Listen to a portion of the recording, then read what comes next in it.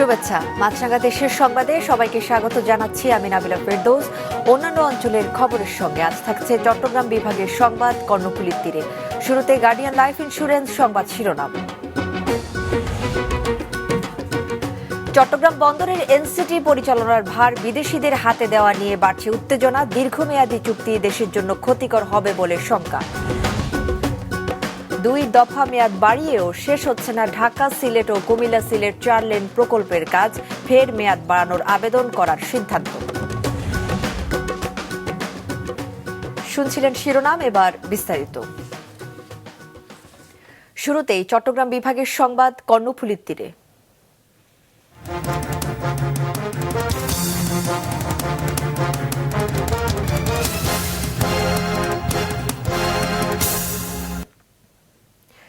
চট্টগ্রাম বন্দরের এনসিটি পরিচালনার ভার বিদেশি অপারেটরকে দেয়া নিয়ে চট্টগ্রাম সহ দেশব্যাপী উত্তেজনা বেড়েই চলেছে। চুক্তিতে কি আছে তা নিয়ে শঙ্কিত বন্দর ব্যবহারকারীরা। এ নিয়ে রবিউল টিপুর ক্যামেরায় নাজমুল সাদিকের রিপোর্ট। চট্টগ্রাম বন্দরের নিউমোরিং কন্টেইনার টার্মিনাল এনসিটি পরিচালনায় ডিপি ওয়ার্ল্ডের আগ্রহ নতুন নয়। 2020 সালে এনসিটির দায়িত্ব নিতে প্রায় $1 বিলিয়ন বিনিয়োগের প্রস্তাব দিয়েছিল প্রতিষ্ঠানটি। বন্দর সহ যার সাথে যুক্ত চট্টগ্রাম ঢাকা রেল নেটওয়ার্ক সহ বেশ কিছু অবকাঠামো নির্মাণ। কিন্তু 2025 সালে এসে একই প্রতিষ্ঠান ডিপি ওয়ার্ল্ডকে শুধু এনসিটি পরিচালনার দায়িত্ব দিতে আগ্রহ প্রকাশ করছে অন্তর্বর্তী সরকার। আপনারা দেখেন না, এটাতে কোনো দেশীয় অপারেটরের সাধ্য আছে বলেন? এবং আপনি আন্তর্জাতিক করবেন না আপনার পোর্টকে, আপনি নিজের মধ্যে ঘরের মধ্যে রেখে দেবেন নাকি? এতে দেশের স্বার্থ কতটুকু সংরক্ষিত হচ্ছে এমন প্রশ্ন তুলছেন বন্দর বিশেষজ্ঞরা। কিন্তু তাদের প্রপোজালে ছিল, আগে যখন তারা প্রপোজাল দিয়েছিল তখন এই ঢাকা চিটাগং করিডোর ডেভেলপমেন্টের কথা বলেছিল। তারা রোডের করিডোর ডেভেলপ করবে, ট্রেনের করবে, হুবাইল থেকে ধীরাশ্রম পর্যন্ত একটা লুপ লাইন 11 কিলোমিটার করবে। এগুলো করে তারপরে তারা এটা করবে, এনসিটিটা নেবে। এখন তো দেখা যাচ্ছে শুধু এনসিটিটা আমরা দিচ্ছি তাদেরকে, এবং এনসিটির পরে আর অন্য কোনো কিছু হচ্ছে না। চুক্তির বিষয় গোপনীয় থাকায় ডিপি ওয়ার্ল্ডের আগের দেয়া প্রস্তাব এখনো আছে কিনা বা দেশের স্বার্থের কতটুকু রক্ষা হলো তা স্পষ্ট নয়। অস্বচ্ছ প্রক্রিয়ায় তাড়াহুড়ো করে দীর্ঘমেয়াদী চুক্তি দেশের জন্য ক্ষতির কারণ হতে পারে এমন শঙ্কা বন্দর ব্যবহারকারীদের। এখনো আমরা ঠিক বুঝতে পারছি না যে এর মধ্যে কোন বিষয়গুলোকে গুরুত্ব দেওয়া হচ্ছে, কোনগুলোকে গুরুত্ব কম দেওয়া হয়েছে বা গুরুত্ব নাই, সেই বিষয়গুলোকে আমরা জানতে পারিনি। তো ভবিষ্যতে হয়তো এটি যখন আপনার ওপেন হয়ে যাবে চুক্তির শর্তগুলো, তখন আমরা হয়তো জানতে পারবো। ততদিনে হয়তো অনেক দেরি হয়ে যাবে কিনা সেটি হলো শঙ্কার বিষয়। তবে চুক্তির শর্ত তো আর ভঙ্গ করা যাবে না। তো ভবিষ্যতে যদি অনিয়ম বা যদি চুক্তির কোনো দুর্বলতা থাকে, সেগুলোর সুযোগ তো যে কেউ যারা চুক্তি করবে তারা নিতেই পারে। এদিকে এনসিটি সহ বন্দরের কোনো স্থাপনা বিদেশি অপারেটরকে দেওয়ার বিরোধিতা করে ধারাবাহিক কর্মসূচি পালন করছে বন্দর ব্যবহারকারী ও শ্রমিক কর্মচারী ঐক্য পরিষদ স্কপ। আগামী 26 তারিখ সকাল 10টা থেকে 1টা পর্যন্ত চট্টগ্রাম বন্দরে এন্ট্রি পয়েন্ট যেগুলো আছে, আগ্রাবাদ, বরপুল এবং মাইলের মাথা, 3টে জায়গায় অবরোধ হবে। এনসিটি পরিচালনার চুক্তি প্রক্রিয়া মামলা নিষ্পত্তি না হওয়া পর্যন্ত স্থগিত রাখার নির্দেশ দিয়েছে উচ্চ আদালত। নাজমুল সাদিকি, মাছরাঙা সংবাদ, চট্টগ্রাম। 2 দফা মেয়াদ বাড়ানোর পরও নির্দিষ্ট সময়ে শেষ হচ্ছে না ঢাকা সিলেট ও কুমিল্লা সিলেট মহাসড়কের ব্রাহ্মণবাড়িয়ায় 4 লেন প্রকল্পের কাজ। এখন পর্যন্ত 60% কাজ শেষ হয়েছে। আরেক দফায় 2027 সালের জুন পর্যন্ত মেয়াদ বাড়ানোর আবেদন করা হবে বলে জানান প্রকল্প সংশ্লিষ্টরা। ব্রাহ্মণবাড়িয়া রিপোর্টার আশেক মান্নান হিমেলের পাঠানো তথ্য ছবিতে ডেস্ক রিপোর্ট। ঢাকা সিলেট মহাসড়কের ব্রাহ্মণবাড়িয়া অংশে ভোগান্তির শেষ নেই। আশুগঞ্জ থেকে আখাউড়া পর্যন্ত 4 লেন প্রকল্পের কাজ চলমান থাকায় যানজট লেগেই থাকে এই মহাসড়কে। প্রকল্পের কাজ 2023 সালে শেষ হওয়ার কথা থাকলেও কাজের ধীরগতির কারণে 2 দফা বাড়ানো হয়েছে মেয়াদ। 2026 সালের জুনে শেষ হবে দ্বিতীয়বার বাড়ানো মেয়াদ। এখন পর্যন্ত শেষ হয়েছে 60% কাজ। এই মেয়াদেও কাজ শেষ হবে না বলে জানান প্রকল্পের ব্যবস্থাপক। এই মুহূর্তে অনুমোদিত প্রকল্পের মেয়াদ রয়েছে 2026 সালের জুন পর্যন্ত, কিন্তু 2027 সালের জুন পর্যন্ত আমাদের একটা সংশোধিত ডিপিপি প্রস্তাবনার মাধ্যমে অনুমোদনের প্রক্রিয়াধীন রয়েছে। গত বছরের 5ই আগস্ট পালিয়ে যায় এ প্রকল্পের ভারতীয় ঠিকাদারি প্রতিষ্ঠান এফকন ইনফ্রাস্ট্রাকচার লিমিটেড এর কর্মকর্তা কর্মচারীরা। এরপরই গতি কমে কাজের। বর্তমানে আশুগঞ্জ থেকে তন্তর বাজার পর্যন্ত 38 কিলোমিটার সড়কের মধ্যে 31 কিলোমিটার সড়কের এক পাশে 2 লেন চালু হয়েছে, কিন্তু সড়কে প্রতিদিন চলাচল করে ছোট বড় মিলিয়ে 30 থেকে 40 হাজার যানবাহন, যার চাপ সামাল দেয়া সম্ভব হচ্ছে না। তাই প্রতিদিন লেগেই থাকে যানজট। দ্রুত 4 লেন প্রকল্পের কাজ শেষ করার দাবি ওই পথে চলাচলকারীদের। একটা গাড়ি ঢাকাতে সিলেট আইলে এই গাড়িটা ঢাকা গেলে আবার 3 দিন পার হয়ে যানজট ঠেলা যাইতে। দীর্ঘদিন যাবৎ এই রাস্তায় ধুলাবালু থাকতে এরা কন্টিনিউ পানি দিত, সকালে দুপুরে বিকালে পানি দিত, এখন এরা রীতিমতো পানি দেয় না। হাইওয়ে পুলিশ বলছে সড়কটি অস্থায়ী মেরামত করায় বর্তমানে যানজট কিছুটা কমেছে। পাশাপাশি সড়কের শৃঙ্খলা ধরে রাখতে কাজ করছে ট্রাফিক পুলিশ। বৃষ্টি না হওয়ার কারণে যান চলাচল আল্লাহর মধ্যে স্বাভাবিক আছে। আর রুটস এন্ড হাইওয়ে লোকজন ওই যে খানাখন্দ যেগুলো ভরাট করাতে মানুষ স্বাচ্ছন্দ্যে চলাফেরা করতে পারতেছে। 3টি প্যাকেজে চলছে প্রকল্পের কাজ। প্রথমটি আশুগঞ্জ গোল চত্বর থেকে সরাইল পর্যন্ত, দ্বিতীয়টি সরাইল থেকে তন্তর বাজার পর্যন্ত এবং তৃতীয় প্যাকেজটি ছিল ধরখার বাজার থেকে আখাউড়া স্থলবন্দর পর্যন্ত। এরই মধ্যে 3 নম্বর প্যাকেজের কাজ বন্ধ রাখার সিদ্ধান্ত হয়েছে বলে জানান প্রকল্প সংশ্লিষ্টরা। মাছরাঙা নিউজ ডেস্ক। যারা প্রশাসনে আছে তাদেরকে অবশ্যই জামায়াতের অধীনে নিয়ে আসতে হবে। তারা জামায়াতের কথায় উঠবে বসবে, এমন মন্তব্য করেছেন জামায়াতের কেন্দ্রীয় কর্ম পরিষদের সদস্য ও সাবেক সংসদ সদস্য শাহজাহান চৌধুরী। গতরাতে চট্টগ্রাম নগরে জিইসি কনভেনশন সেন্টারে জামায়াতের চট্টগ্রামের নির্বাচনী দায়িত্বশীলদের সমাবেশে তিনি একথা বলেন। নির্বাচন শুধু জনগণ দিয়ে নয়, প্রশাসনকে অবশ্যই আমাদের, আমি ন্যাশনালি বলবো না, যার যার নির্বাচনী এলাকায় প্রশাসনের যারা আছে তাদের সবাইকে আমাদের আন্ডারে নিয়ে আসতে হবে। আমাদের কথায় উঠবে, আমাদের কথায় বসবে, আমাদের কথায় গ্রেপ্তার করবে, আমাদের কথায় মামলা হারাবে। চট্টগ্রামের চকবাজার থানার এএসআই ওহিদুর রহমানের ঝুলন্ত মরদেহ থানা ব্যারাকের বাথরুম থেকে উদ্ধার করা হয়েছে। 32 বছর বয়সী ওহিদুর রহমানের বাড়ি নোয়াখালীর কবিরহাট উপজেলায়। জানা যায় গতরাতে টহল টিমের সাথে ডিউটি করেন ওহিদুর। সকালে কাজ শেষ করে তিনি থানার ব্যারাকে ফেরেন। পরে এক সহকর্মী বাথরুমের ভেতর থেকে দরজা বন্ধ পেয়ে ডাকাডাকি করেন। ভেতর থেকে সাড়া না পেয়ে অন্যদের জানান তিনি। দরজা ভাঙা হলে তাকে ছাদের হুকের সাথে রশি দিয়ে ঝুলন্ত অবস্থায় দেখতে পান তারা। কয়েক মাস আগে বরিশাল রেঞ্জ থেকে সিএমপিতে বদলি হয়ে এসেছিলেন ওহিদুর।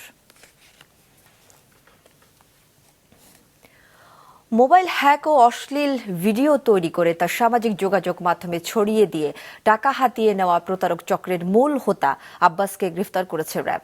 দুপুরে সংবাদ সম্মেলনে র্যাব জানায়, টিকটকে চাকরির প্রলোভনে পরে কুমিল্লার দেবিদ্বার এলাকার এক নারী প্রতারকদের কাছে নিজের তথ্য ও কিছু ছবি দেন। পরে সেসব ছবি এডিট করে আপত্তিকর ছবি ও ভিডিও তৈরি করে প্রতারকরা। পরে সেই ছবি ও ভিডিও সামাজিক যোগাযোগ মাধ্যমে ছড়িয়ে দেওয়ার হুমকি দিয়ে 7 লাখ টাকা হাতিয়ে নেয় তারা। পরবর্তীতে আরও টাকার দাবিতে প্রতারক আব্বাস ভিকটিমের ফেসবুক আইডি হ্যাক করে তার আপত্তিকর ছবি ও ভিডিও ছড়িয়ে দেয়। ভুক্তভোগীর অভিযোগের ভিত্তিতে গেল শুক্রবার রাতে ভোলার তজিমউদ্দিন উপজেলার গোলকপুর এলাকা থেকে আব্বাসকে গ্রেফতার করে র্যাব। নোয়াখালীর বিচ্ছিন্ন দ্বীপ উপজেলা হাতিয়ার অভিযান চালিয়ে মিয়ানমারের পাচারের সময় 700 বস্তা সিমেন্ট এবং 400 ক্যারেট কোমল পানীয় সহ 4 চোরা কারবারিকে আটক করেছে কোস্টগার্ড। কোস্টগার্ড জানায়, একটি অসাধু চক্র বাংলাদেশি পণ্যের বিনিময়ে মিয়ানমার থেকে ইয়াবা, মদ সহ অন্যান্য মাদকদ্রব্য বাংলাদেশে আনবে এমন গোপন সংবাদের ভিত্তিতে হাতিয়ার কালাদুর বাজার সংলগ্ন এলাকায় অভিযান চালানো হয়। এ সময় একটি ট্রলার থেকে 700 বস্তা সিমেন্ট ও 400 ক্যারেট কোমল পানীয় জব্দ করা হয়। পালিয়ে যাওয়ার সময় আটক করা হয় 4 চোরা কারবারিকে। অল্প সময়ের ব্যবধানে কয়েক দফা ভূমিকম্পে আতঙ্ক আর গুজবের শহরে পরিণত হয়েছে নরসিংদী। সেখানের অনেকেই ঘরবাড়ি ছেড়ে সড়কে, খোলা মাঠে ও ফাঁকা জায়গায় রাত কাটাতে শুরু করেছেন। এদিকে পরিস্থিতি নিয়ন্ত্রণে সচেতনতামূলক মাইকিং করছে স্থানীয় প্রশাসন। গুজবে কান না দেওয়ার আহ্বান জানানো হয়েছে প্রশাসনের পক্ষ থেকে। নরসিংদীর সংবাদদাতার তথ্য ছবিতে ডেস্ক রিপোর্ট। পরপর 3 দফা ভূমিকম্পে নরসিংদী জুড়ে তৈরি হয়েছে চরম আতঙ্ক। শনিবার সন্ধ্যায় সবশেষ ভূমিকম্পের পর থেকে শহর জুড়ে উদ্বেগ আরও বেড়ে যায়। গুজব ছড়িয়ে পড়ে রাত 12টা থেকে 1টার মধ্যে আবারও বড় কম্পন হতে পারে।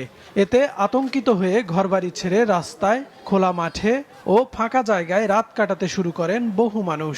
এই ভূমিকম্পের আতঙ্কে মানুষ আতঙ্কগ্রস্ত হয়ে সকলেই ঘর থেকে বের হয়ে আসে। উপজেলা মোড়ে বহুত মানুষ রাস্তার মধ্যে, মানে সারা রাত্র আমার মনে হয় যে তারা বাইরে পার করছে এই ভূমিকম্পের ভয়ে। মহিলারা এখন তো ঘর যাইতেছে না, আবার বলে গত 2 দিনের 4 দফা ভূমিকম্পের 3টিরই উৎপত্তিস্থল ছিল নরসিংদী। জেলায় এ পর্যন্ত 5 জনের মৃত্যু এবং শতাধিক আহতের খবর নিশ্চিত করেছে প্রশাসন। সবচেয়ে বেশি ক্ষতিগ্রস্ত নরসিংদী সদর ও পলাশ উপজেলা।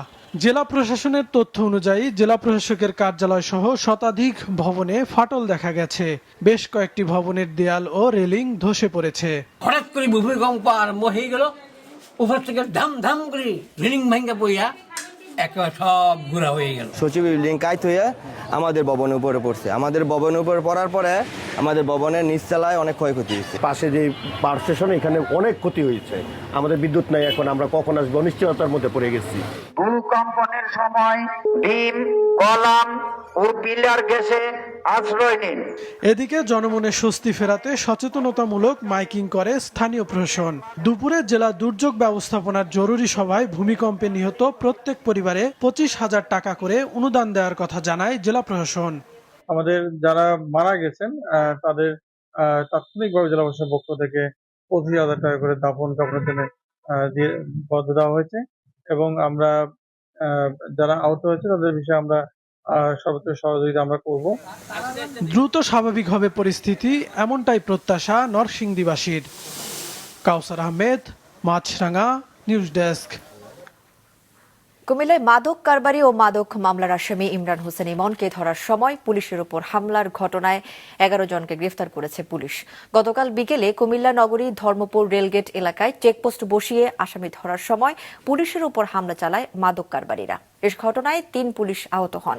পুলিশের হাতে কামড় দিয়ে পরোয়ানাভুক্ত এক আসামি পালিয়ে গেছে বলেও জানিয়েছে পুলিশ। এদিকে দিনাজপুরের বিরামপুরে মাদক সেবন ও বিক্রির দায়ে 2 নারী সহ 4 মাদক সেবীকে বিভিন্ন মেয়াদে কারাদণ্ড দিয়েছে ভ্রাম্যমাণ আদালত। অন্যদিকে চাঁপাইনবাবগঞ্জের চামুশাগড়ের মাঠ নামক স্থানে অভিযান চালিয়ে নেশা জাতীয় 3190 পিস টাপেনটাডল ট্যাবলেট ও যশোরের কাইবার সীমান্ত এলাকা থেকে 4 বোতল ভারতীয় মদ সহ এক মাদক কারবারিকে আটক করেছে বিজিবি। মানিকগঞ্জে বিক্ষুব্ধদের হামলায় 3 বাউল শিল্পী সহ 5 জন আহত হয়েছেন। সকালে তৌহিদি জনতার ব্যানারে একদল লোক মিছিল নিয়ে সরকারি বালক উচ্চ বিদ্যালয় মাঠের পাশে অবস্থান নেওয়া বাউল শিল্পীদের উপর হামলা চালায়। এ সময় পানিতে নেমে প্রাণ রক্ষার চেষ্টা করেন বাউল শিল্পীরা। মানিকগঞ্জ সদর হাসপাতালে আহতদের চিকিৎসা চলছে। জানা যায়, বাউল শিল্পী আবুল সরকারের মুক্তির দাবিতে সকাল 9টায় মানিকগঞ্জ প্রেস ক্লাবের সামনে মানববন্ধন করার কথা ছিল বাউল শিল্পীদের। এদিকে চায়ের বাড়তি মূল্য পরিশোধ না করায় ক্রেতাকে মারধরের জেরে গাজীপুর মহানগরীর শিমুলতলীতে বাণিজ্য ও কুটির শিল্প মেলায় ভাঙচুর চালিয়েছে ডুয়েট শিক্ষার্থী ও স্থানীয়রা। এ সময় হুড়োহুড়িতে মেলার অন্তত 15 দর্শনার্থী আহত হন। সিলেটের কানাইঘাট সীমান্তের হাপারমুখ এলাকায় জামাল উদ্দিন নামের এক বাংলাদেশির মরদেহ পাওয়া গেছে। তাকে ভারতীয় খাসিয়ারা গুলি করে হত্যা করেছে বলে প্রাথমিকভাবে জানিয়েছে পুলিশ। কানাইঘাট থানার ওসি আব্দুল আউয়াল আরও জানান, নিহত জামাল উদ্দিন কানাইঘাট উপজেলার কান্দুলা বাংলাটিলা গ্রামের মৃত মকরমা আলীর ছেলে। গতরাতে কাজের সন্ধানে বাড়ি থেকে বেরিয়ে আর ফেরেননি তিনি। পরে স্থানীয়রা সীমান্তে তার মরদেহ পড়ে থাকতে দেখে পুলিশকে খবর দেয়। ভোরে পুলিশ ঘটনাস্থলে গিয়ে মরদেহ উদ্ধার করে কানাইঘাট থানায় নিয়ে যায়। পরে ময়না তদন্তের জন্য মরদেহ সিলেট এম.এ.জি. ওসমানী মেডিকেল কলেজ হাসপাতালে পাঠানো হয়।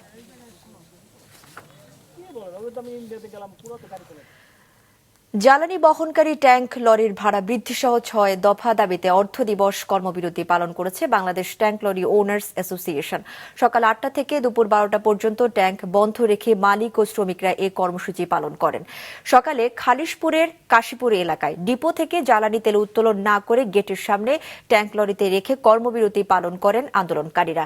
এছাড়া BL college road, BIDC road সহ কাশীপুর ট্যাঙ্ক শ্রমিক ইউনিয়নের কার্যালয়ের সামনে ট্যাঙ্ক রেখে অবস্থান করেন তারা। এ সময় খুলনার 3টি জ্বালানি তেল ডিপো পদ্মা, মেঘনা ও যমুনা থেকে তেল উত্তোলন ও বিপণন সম্পূর্ণ বন্ধ থাকে। খুলনা সহ 16 জেলায় জ্বালানি তেল সরবরাহ বন্ধ ছিল। এক সপ্তাহ কর্মসূচি চালিয়ে যাওয়ার ঘোষণা দেন তারা। দাবি পূরণ না হলে 5 ডিসেম্বর থেকে অনির্দিষ্টকালের জন্য জ্বালানি তেল পরিবহন বন্ধ রাখার হুঁশিয়ারি দেওয়া হয়। 47তম বিসিএস এর লিখিত পরীক্ষা পেছানোর দাবিতে রাজশাহী ঢাকা রেলপথ অবরোধ করে বিক্ষোভ করছেন রাজশাহী বিশ্ববিদ্যালয়ের পরীক্ষার্থীরা। দুপুরে বিশ্ববিদ্যালয়ের পাশের স্টেশন বাজার সংলগ্ন রেললাইনের উপর অবস্থান নেন আন্দোলনকারীরা। স্টেশনে আটকা পড়েছে একাধিক ট্রেন, এতে ভোগান্তিতে পড়েন যাত্রীরা। পরীক্ষা পেছানোর বিষয়ে সুস্পষ্ট সিদ্ধান্ত না পাওয়া পর্যন্ত আন্দোলন চালিয়ে যাওয়ার ঘোষণা দেন তারা। এদিকে বিসিএস পরীক্ষার সময় পরিবর্তনের দাবিতে ময়মনসিংহে বাংলাদেশ কৃষি বিশ্ববিদ্যালয়ের জব্বারের মোড়ে তিস্তা এক্সপ্রেস ট্রেন আটকে বিক্ষোভ করছেন শিক্ষার্থীরা। এর আগে গতকাল বিকাল থেকে রাত 8টা পর্যন্ত রেলপথ অবরোধ করে বিক্ষোভ করেন তারা। নির্বাচনী হলফনামায় দেশে থাকা সম্পদের পাশাপাশি বিদেশের সম্পদের হিসাব বিবরণীও দিতে হবে বলে জানিয়েছেন দুর্নীতি দমন কমিশন দুদকের চেয়ারম্যান ড আব্দুল মোমেন। সকালে দুদক সিলেট বিভাগীয় কার্যালয়ের ভিত্তিপ্রস্তর উদ্বোধনকালে দুদক চেয়ারম্যান আরও বলেন, তারা সম্পদের বিবরণী চাচ্ছেন। সেখানে বিদেশি সম্পদের হিসাব না দিলে তা অন্যায় হবে। পাশাপাশি উপার্জিত নয় এমন সম্পদ যাদের থাকবে তাদের বিরুদ্ধেও দুদক ব্যবস্থা গ্রহণ করবে। তিনি বলেন, 2008 সালে শেখ হাসিনার কৃষি সম্পত্তি ছিল 5.21 একর, তবে অনুসন্ধানে পাওয়া গেছে 29 একর। ওই সময় দুদক তা তদন্ত করে বের করলেও ব্যবস্থা নেওয়া যায়নি। আপনার সম্পদ বাংলাদেশে থাকুক, ইংল্যান্ডে থাকুক, আমেরিকাতে থাকুক, আপনার সম্পদ, আমরা তো সম্পদ বিবরণী চাচ্ছি। আমরা তো বাংলাদেশি সম্পদ কতটুকু সে কথা বলা হচ্ছে না। এমনকি আপনি যখন ট্যাক্স রিটার্ন জমা দিবেন সেখানেও আপনাকে বলতে হবে যে আপনার বৈদেশিক উৎস থেকে কত আয়, সেটা আপনার বলতে হবে। আপনি যদি না করেন তাহলে আপনি অন্যায় কাজ করছেন। আসন্ন জাতীয় সংসদ নির্বাচন ঘিরে পাবনার চাটমোহরে পাবনা 3 আসনের মনোনীত প্রার্থী হাসান জাফির তুহিনের সমর্থনে এক বর্ণাঢ্য শোভাযাত্রা অনুষ্ঠিত হয়েছে। গতকাল বিকেলে এই শোভাযাত্রা হয়। এলাকার বিভিন্ন স্থান থেকে খণ্ড খণ্ড মিছিল নিয়ে চাটমোহর বাসস্ট্যান্ড এলাকায় জড়ো হতে থাকেন বিএনপির নেতাকর্মীরা। পরে শোভাযাত্রা শুরু হয়। শোভাযাত্রা শেষে সমাবেশে অংশ নেন হাসান জাফির তুহিন। গতকাল ব্রাহ্মণবাড়িয়ার সরাইল বেড়তলা মাঠে এক জনসভা করেছেন বিএনপির আন্তর্জাতিক বিষয়ক সম্পাদক রুমিন ফারহানা। এর আগে নবীনগরে গণসংযোগ করেছেন ব্রাহ্মণবাড়িয়া 5 আসনের বিএনপি মনোনীত প্রার্থী। এছাড়া গণসংযোগ করেছেন চাঁদপুর 3, ফেনী 2, গোপালগঞ্জ 2, দিনাজপুর 6, যশোর 5, নেত্রকোনা 4, নোয়াখালী 3, সাতক্ষীরা 1 ও শরীয়তপুর 1 আসনের বিএনপি মনোনীত প্রার্থীরা। এছাড়া কুমিল্লায় তারেক রহমানের জন্মদিন উদযাপন করা হয়েছে। এদিকে খাগড়াছড়িতে জামায়াত শিবিরের 19 জন নেতাকর্মী বিএনপিতে যোগ দিয়েছেন। আসন্ন নির্বাচনে বিএনপির মনোনীত প্রার্থী পরিবর্তনের দাবিতে আজও দেশের বিভিন্ন স্থানে বিক্ষোভ মিছিল করেছেন মনোনয়ন বঞ্চিত নেতাদের সমর্থকরা। এ নিয়ে নোয়াখালীতে বিএনপির 2 গ্রুপের সংঘর্ষে আহত হয়েছেন 10 জন। নোয়াখালী 6 হাতিয়া আসনে মনোনয়ন বঞ্চিত ও মনোনীত প্রার্থীর সমর্থকদের মধ্যে দফায় দফায় ধাওয়া পাল্টা ধাওয়ার ঘটনা ঘটে। সংঘর্ষে আহত হন উভয় পক্ষের অন্তত 10 জন। এ সময় বেশ কয়েকটি ককটেলের বিস্ফোরণ ঘটানো হয়। ভাঙচুর করা হয় 2টি মোটরসাইকেল। সাতক্ষীরা 2 আসনে মনোনয়ন পুনর্বিবেচনার দাবিতে মোটরসাইকেল শোডাউন ও বিক্ষোভ মিছিল করেছে আব্দুল আলীমের সমর্থকরা। এদিকে গাইবান্ধা 4 আসনের মনোনীত প্রার্থী পরিবর্তনের দাবিতে মশাল মিছিল করেছে দলের আরেক নেতা ফারুক কবির আহমেদের অনুসারীরা। পাবনা ইসলামী ছাত্র শিবিরের উদ্যোগে অনুষ্ঠিত হয়েছে সরকারি এডওয়ার্ড কলেজের অনার্স 2024-25 শিক্ষাবর্ষের নবীন শিক্ষার্থীদের বরর ও ক্যারিয়ার গাইডলাইন প্রোগ্রাম।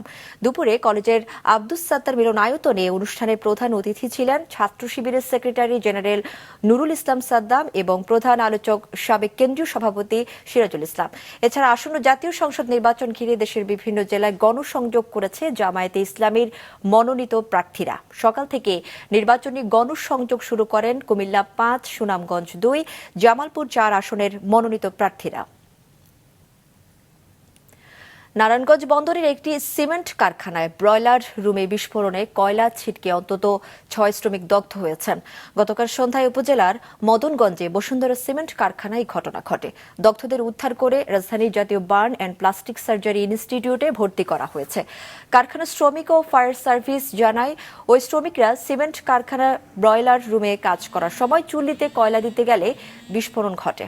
চিকিৎসকরা জানান, দগ্ধ 6 জনেরই শ্বাসনালী ক্ষতিগ্রস্ত হয়েছে। তাদের একজনের 40% এবং অন্যদের 10 থেকে 27% পুড়ে গেছে।